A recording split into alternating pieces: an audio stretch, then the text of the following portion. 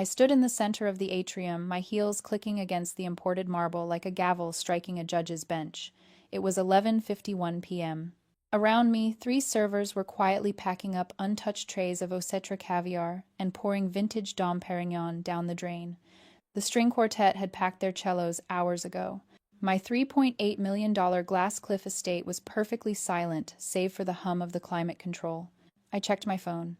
One notification. It was from my mother, Susan. "We're exhausted, honey." Adam's futon was a nightmare to assemble. Rain check. I stared at the screen. They hadn't missed my housewarming because of an emergency. They missed it because assembling a cheap piece of furniture for my 19-year-old brother was more important than celebrating the empire I built. Before I tell you how I dismantled them, drop a comment and let me know where you're listening from and what time it is for you right now. I'd love to know who's part of our community. My pulse didn't even spike. In my world, panic is just inefficient code. I simply turned to the head caterer and said, "Pack the rest. You can go." My voice didn't shake. It was clinical, precise. The kind of tone you use when you realize a long-term investment has finally gone insolvent. I walked through the empty halls of the East Wing. This house, this sprawling architectural marvel suspended over the Pacific, was supposed to be my victory lap. I had designed it with them in mind. The guest suites were soundproofed for my father's light sleeping habits. The kitchen was stocked with the specific brand of organic tea my mother claimed she couldn't live without. I had built a castle to protect them, to impress them, to finally earn my place at the table. But as my footsteps echoed in the vast empty corridor, I realized something I should have known years ago. I wasn't the queen of this castle. I was the architect of my own loneliness. The silence in a house this big isn't peaceful. It's heavy. It presses against your eardrums.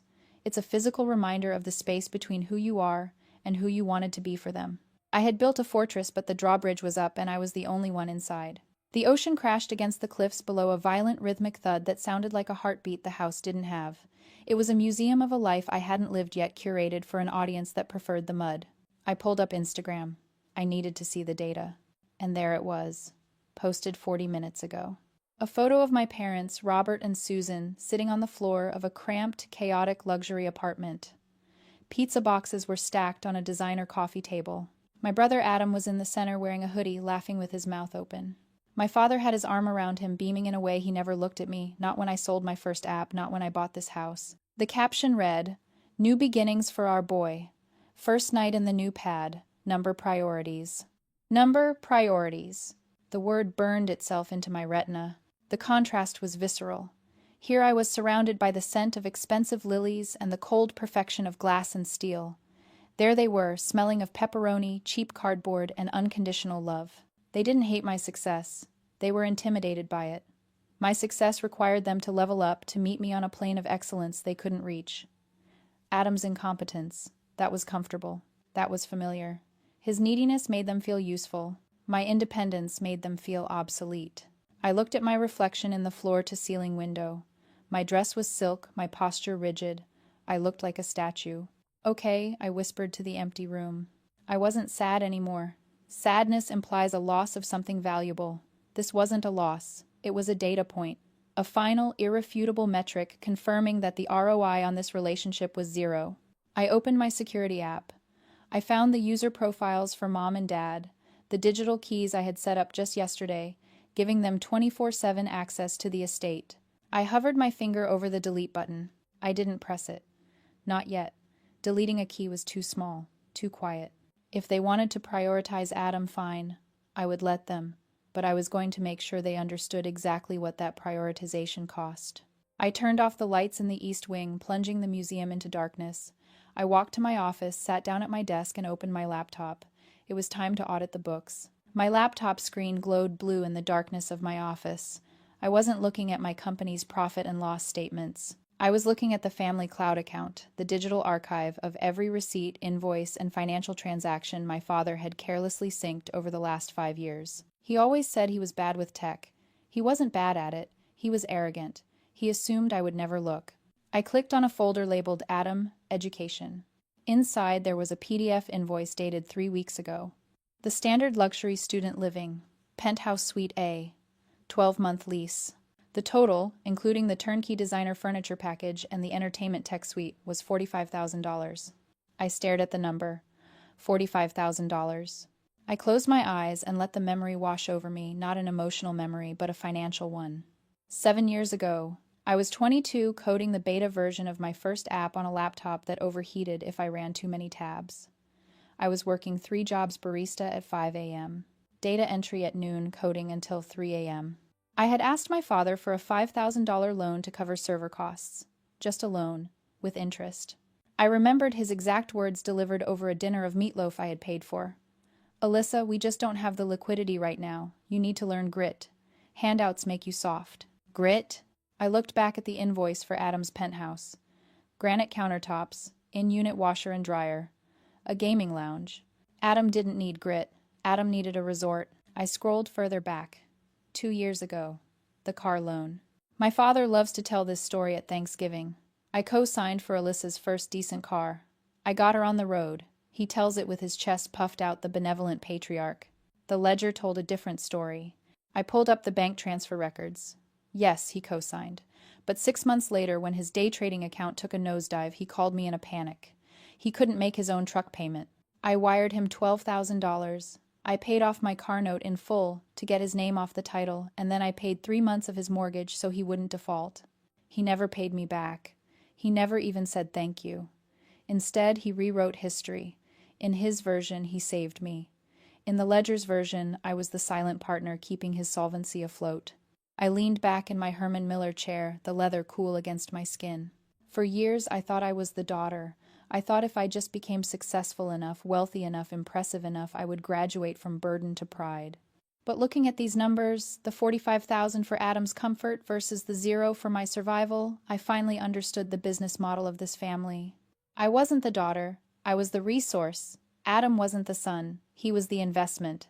They didn't nurture me because you don't nurture a generator. You just extract power from it until it burns out. They poured everything into Adam because he was their vanity project, the reflection of the lifestyle they wanted but couldn't afford. My success didn't make them proud. It made them resentful. It ruined the narrative that they were the providers. Every check I wrote was a reminder of their own mediocrity. "Okay," I said again. The justification was complete. I didn't owe them loyalty. I didn't owe them gratitude. And I certainly didn't owe them a key to my house. I closed the education folder and opened a new tab. Public records. If they could spend $45,000 on a dorm room while claiming cash flow issues, where was the money actually coming from? My father hadn't made a successful trade in a decade. I typed in my parents' address. The search bar spun, and then the first domino fell. 2 days later, I went on the offensive. Not with an argument, but with an asset display. I posted a 60-second high-definition video tour of the mansion's east wing on social media. I didn't caption it with emotional platitudes about blessings. I captioned it like a portfolio piece. 3,000 square foot guest wing. Ocean views. Onyx ensuite, ready for occupancy. It went viral in 3 hours. Strangers commented about the dream life. Former classmates sent direct messages filled with envy. But I was waiting for one specific notification. At 4:12 p.m., it arrived. He didn't like the post. He didn't comment "congratulations" or "proud of you." He sent a direct text message. "That east wing.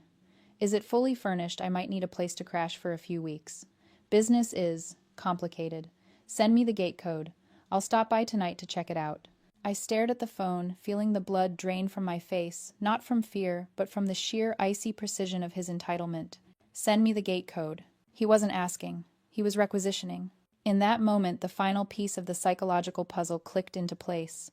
I finally understood why my success enraged them while Adam's failure endeared him to them. It's a concept I'd read about in business psychology, but seeing it play out in my own bloodline was jarring. To a narcissistic parent, an independent child isn't a person. They are an asset class. When the asset performs well, you don't congratulate it. You liquidate it. You extract value. He didn't love me. He loved my utility. He loved that I was a resource he could tap when his own poor management caused a deficit. Adam was the emotional child, the one they projected their desired self-image onto. I was the resource child, the insurance policy they resented having to pay premiums on, but felt entitled to cash out the moment they crashed their own car. He wanted the gate code because he believed he owned the asset. He believed that by virtue of donating genetic material 29 years ago, he held a controlling interest in my empire. I might need a place to crash. The casualness was the weapon. He was trying to minimize the ask, to make it sound like he was doing me a favor by occupying my space. I didn't reply. I didn't say no. I didn't say why. I simply took a screenshot of the text. Then I opened my contacts and scrolled to Sydney. If my father, a man who hadn't admitted to a mistake since 1998, was admitting that business was complicated and asking to move into his daughter's house, it wasn't just a rough patch. It was a catastrophe. And if he was coming for my home, I needed to know exactly what he was running from. I pressed call. I didn't reply to my father. I didn't send a question mark. I didn't ask, what's wrong? I closed the messaging app and opened my contacts. I scrolled to Sydney. Sydney wasn't just my best friend. She was a shark in a silk blouse. As a high-end interior designer for the Pacific Northwest's elite, she knew every real estate secret in the state. She knew who was buying, who was selling, and more importantly, who was quietly liquidating assets to stay out of bankruptcy court. She picked up on the first ring. Alyssa, I saw the video tour. The lighting in the atrium is perfection. Tell me you're celebrating. I'm not celebrating, I said, my voice flat. I'm auditing. I need a favor. Name it. Run a title search on my parents' house. 4209 Oak Creek Drive. I need to know if there are any liens, judgments, or recent activity. Sydney paused.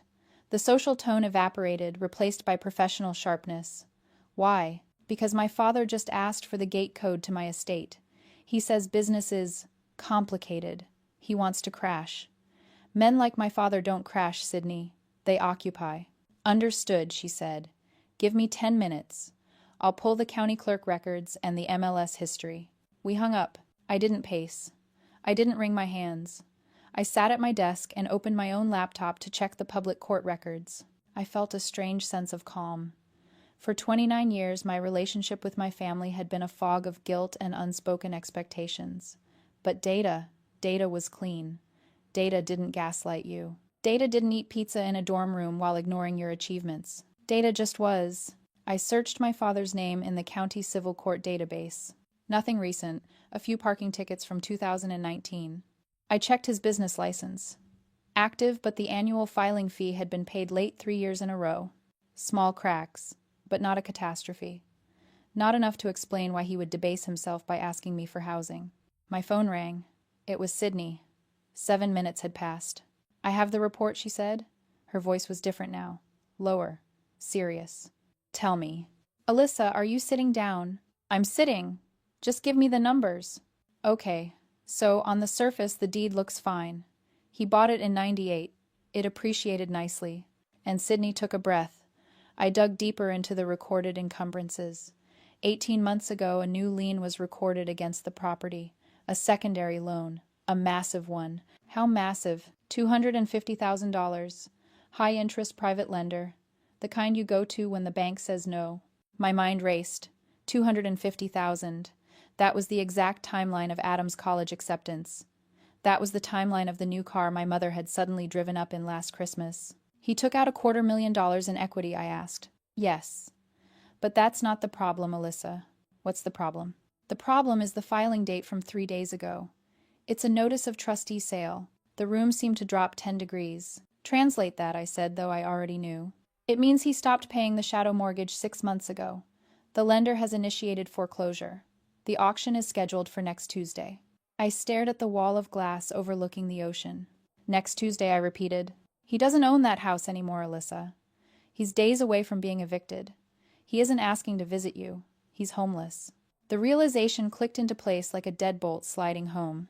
The missed housewarming, the exhaustion, the complicated business.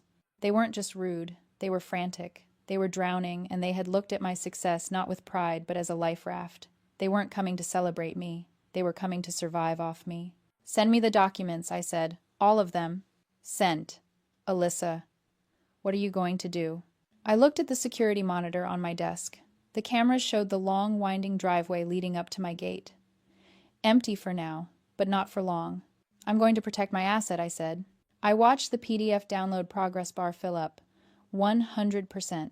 I opened the file Sydney had sent. It wasn't just a foreclosure notice. It was an autopsy of my parents' financial sanity. I scrolled through the timeline of the shadow mortgage. 18 months ago. The exact month Adam got accepted into that private university he had no business attending. The loan amount $250,000. The interest rate predatory. They hadn't just made a mistake. They had leveraged their entire existence, the house I grew up in, the only asset they owned, to fund a lifestyle for Adam that they couldn't afford. They had bet the farm on the golden child, and the golden child had generated zero returns.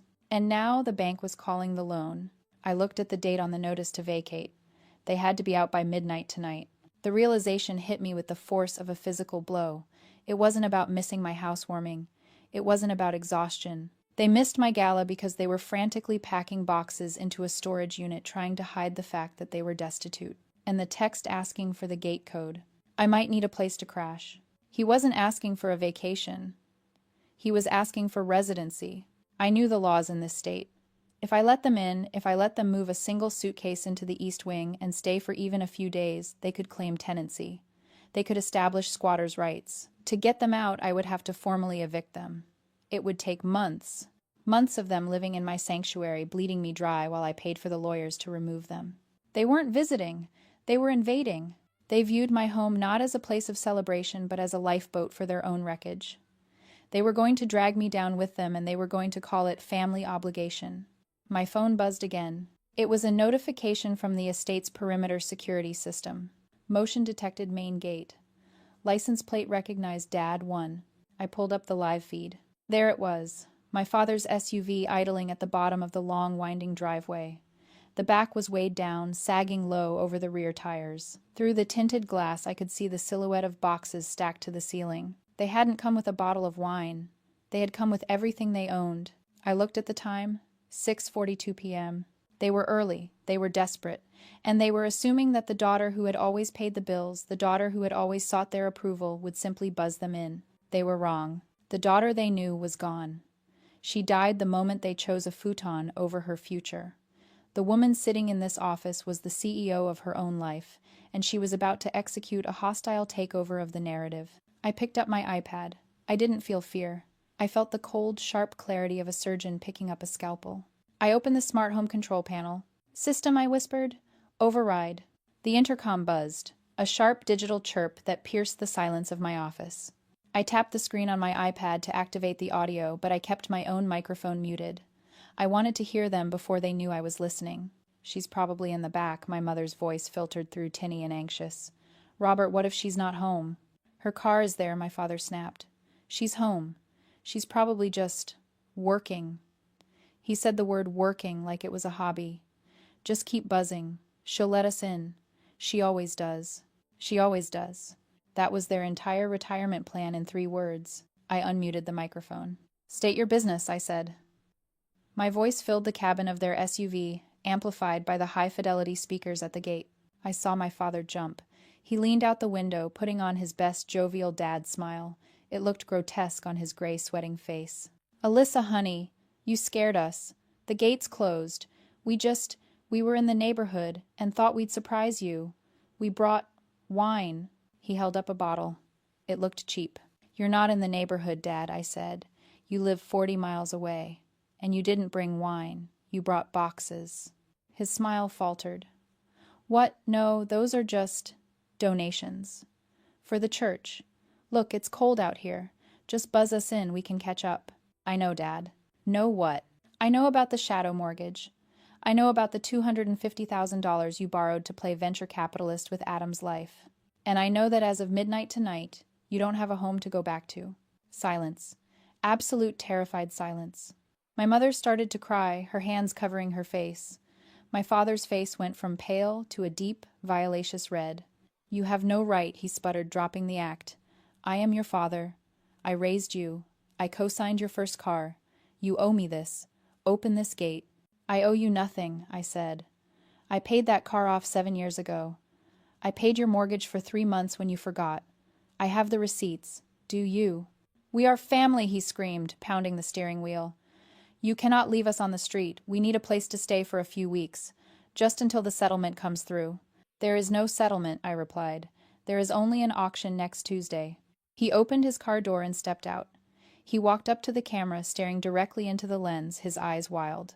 "If you don't open this gate, Alyssa, I will sue you. I will tell everyone what a heartless, ungrateful bitch you are. I will break this lock myself." You're welcome to try, I said. But before you do, you should check your phone. I looked down at my iPad. The smart home app was open. The user profile for Dad was highlighted. This wasn't just a button press. It was an execution of their hold on me. I didn't hesitate. I tapped Revoke Access. A red banner flashed across the screen. ACCESS denied. Permanent ban active. Biometric data wiped. Then I opened the family group chat, the one Adam was in, the one my aunts and uncles were in. I uploaded the PDF of the foreclosure notice. Then I uploaded the invoice for Adam's $45,000 dorm. I typed one caption: "You didn't come to warm my house. You came to burn it down to keep yourselves warm. My home is not your lifeboat. Figure it out. Send." On the monitor, I saw my father's phone light up in his hand. He looked down. He read. I saw the exact moment his knees buckled. You posted this," he whispered, looking up at the camera, his voice broken. "To everyone. You wanted to crash, Dad," I said, my voice ice cold. "Now you've crashed."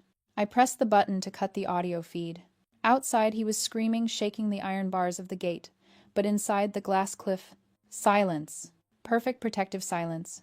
I watched the taillights of my father's SUV disappear down the driveway, a pair of angry red eyes fading into the coastal fog. He didn't come back. He knew better. Men like my father rely on the premise that you will always open the door. Once they realize the lock is real, they don't fight. They fold. 2 days later, the foreclosure auction happened. The family home, the place where I grew up, the place they leveraged to fund their vanity, was sold to a property developer for pennies on the dollar. Adam didn't finish the semester in the penthouse. With the shadow mortgage gone and my father's credit ruined, the lease on the Standard was voided. I heard through Sydney that he moved into a shared studio with 3 other guys. He's sleeping on a real mattress now. Maybe he'll finally learn grit. As for me, I walked out onto the balcony of the East Wing. The sun was setting, painting the Pacific in shades of bruised purple and gold. For the first time since I broke ground on this estate, the silence didn't feel heavy. It didn't feel lonely. It felt impenetrable. I had spent my entire life building bridges to people who only wanted to burn them.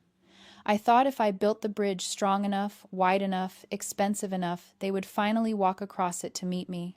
But tonight, standing on the edge of my own world, I realized I didn't need a bridge. I needed a moat. I pulled out my phone one last time. I opened the smart home app. I renamed the location from the estate to the sanctuary. Then I turned off the phone, set it on the table, and listened to the sound of the ocean crashing against the rocks below. It wasn't a violent sound anymore. It was the sound of a fortress holding the line.